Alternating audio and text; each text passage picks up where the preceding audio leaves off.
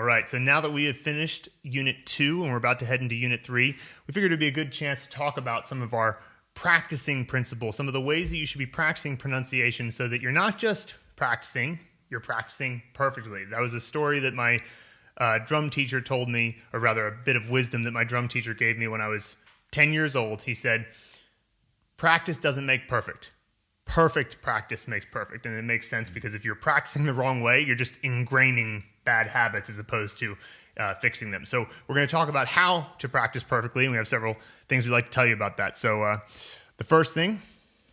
So we've actually designed this course around the idea of perfect practice from our point of view, and of course from all the research and extensive experience we have teaching Chinese. Right? So that's why we structure it in the way we have. For example, we focus heavily on tone pairs and using real-life Chinese, actual Chinese language, in combining various common words and phrases together to practice the pronunciation principles that are so important, as opposed to just drilling individual sounds over and over and over again, which is not real. Okay, we want to prepare you for real life, so we want to make sure you practice perfectly, or as perfect as you can, right? So Anki Cards is another one. We know that Anki Cards will not only solidify that knowledge that you have, but also has great native level pronunciations in there, as well as it's going to help you on the way learn like a bunch of useful vocabulary. So we do that. When I do the videos, I often say things slowly and clearly and talk about what I'm actually doing with my lips and tongue and aspiration, how much air is coming out. That's kind of, I guess you could say, like the theory behind it.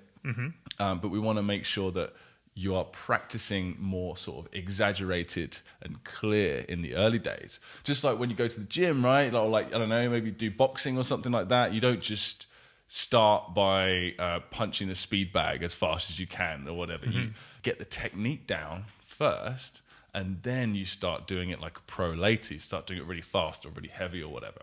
So that's the idea that we want to focus on. So practicing on your own, when you're not watching our videos, you want to make sure that you're following those principles. Slow down. If you're having trouble saying anything, slow it down, repeat it, and then once you get good at it, once you get used to that speed, increase the speed. That's a really good principle. It's exactly what you do in music too. So it's applicable to learning music. You start off with the tempo. I remember I used to start at 50 beats per minute, which is very slow. And you would play, and it would be almost boring, right? You'd be like, oh, this is too slow. But you would play it perfectly. And then you play it perfectly 5 times, increase the tempo by 5.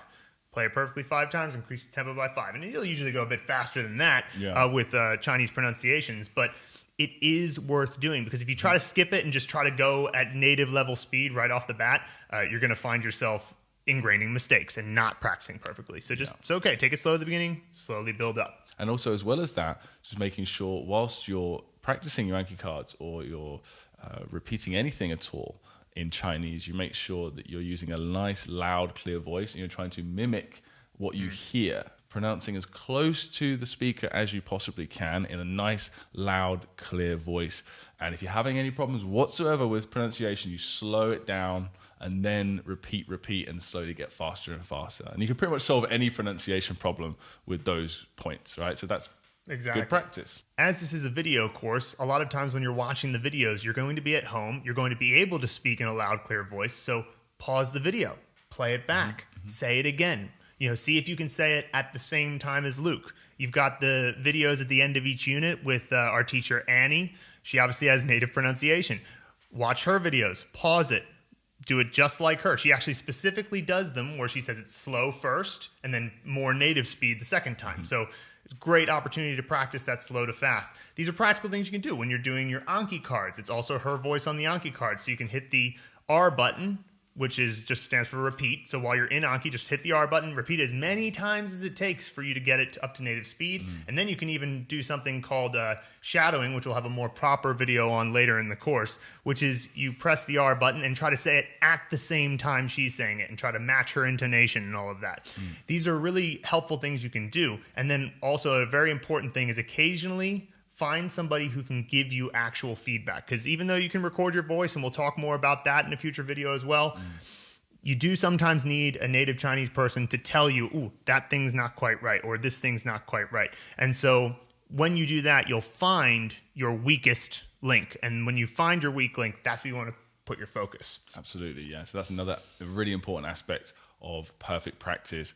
Focus on what you're not so great at. Find out what you're not so great at and focus on that as well. And everyone's got a problem, right? Everyone's got a thing that bothers them, whether it's a specific tone or a tone combination or a problem initial or tougher initial, whatever it is. So find your weaknesses early and get rid of them. Now, everything we've been talking about up until now is how to practice perfectly. But remember, practicing is a different concept from actually speaking to a native person in the real world. And so I'll give you a little analogy to music here because, I talked about my drum teacher when I was 10 years old. When I went to university to study jazz drums, I had another drum teacher give me a bit of wisdom.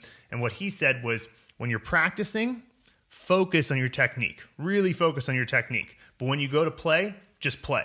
And I thought that was great advice because it essentially is the same thing as when you're at home and you're really working on your pronunciation, you're thinking about your tongue position, you're thinking about your tones. You want to put conscious effort into it. But you would be wrong to go out into the real world and stop every time you have a problem and repeat yourself. And that would obviously be silly to do. It would be a bit neurotic as well. Yeah, exactly. And so the way you want to think of it is that while it is true that perfect practice makes perfect, and when you are practicing, you want to try to get it as close to perfect as possible, perfect is also the enemy of the good when it comes to quote-unquote performing or actually being out in the real world and speaking. So you want to think of that as, and just remind yourself that you don't actually have to have perfect pronunciation to get what you want out of Chinese. You want to get close to it. You want to practice perfectly, but you can get the business deal you want. You can get a girlfriend or a boyfriend. You can make friends. You can learn about things. You can do all sorts of things in Chinese without having 100% natively perfect Chinese. I'm an example, I would say. So absolutely, absolutely. And there's a point at which your pronunciation level. There's a law of diminishing returns. You've heard of maybe the 80-20 rule, the Pareto principle, right? There's not a certain point it becomes not worth the effort. You could improve it, right, with a lot of effort.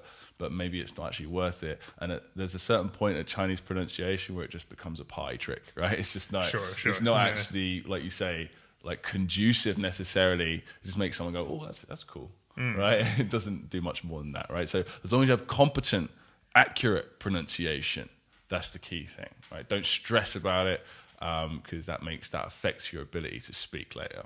Cool. So practice is one thing, performing is another, and we hope that these attitudes will help you as you continue to go through the course.